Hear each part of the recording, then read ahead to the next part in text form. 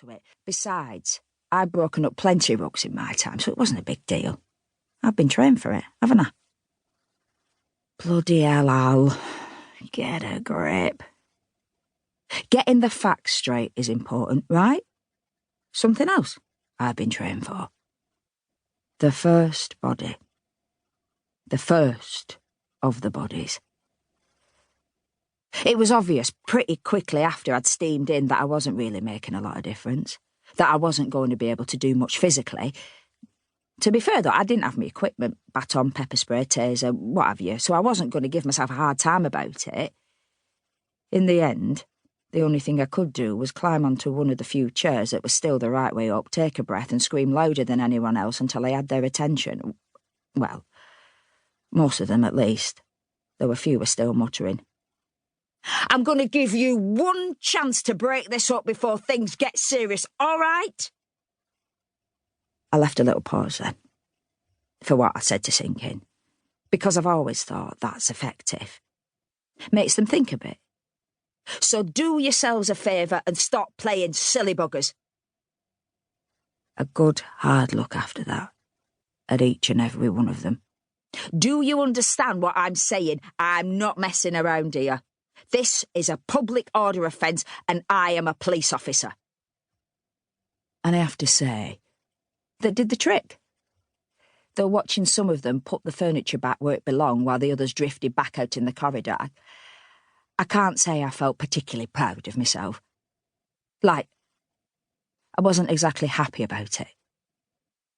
I knew even then that, later on, crying myself to sleep, I'd been thinking about why they'd done what I wanted. Not because I'd made anyone see sense or frightened them. Not because I had any kind of authority. The truth was, they just couldn't be bothered fighting anymore because they're all too busy laughing. Part 1. Sudden or suspicious. Chapter 1. In the interests of getting the key information across as efficiently as possible, as well as jazzing the story up a tad, I've decided to pretend this is a job interview. I think I can still remember what one of those is like. So, imagine that I'm dressed up to the nines, selling myself to you in pursuit of some once-in-a-lifetime career opportunity, and not just mooching about in a nuthouse wearing tracksuit bottoms and slippers like some sado. Right, nuthouse. Probably not the most politically correct terminology. I accept that, even though it's what the people in here call it. So, acute psychiatric ward. That better? Can we crack on? Last thing I want to do is offend anyone's delicate sensibilities. My name is Alice Frances Armitage. Al, sometimes. I am 31 years old, average height, average weight, though I'm a bit skinnier than usual right this minute. Average everything, I'm a dirty blonde, curlier northerner. Huddersfield, if you're interested. Something of a gobshite, if my mother is to be believed, and up until several months ago, I was a detective constable in North London with one of the Metropolitan Police's homicide units.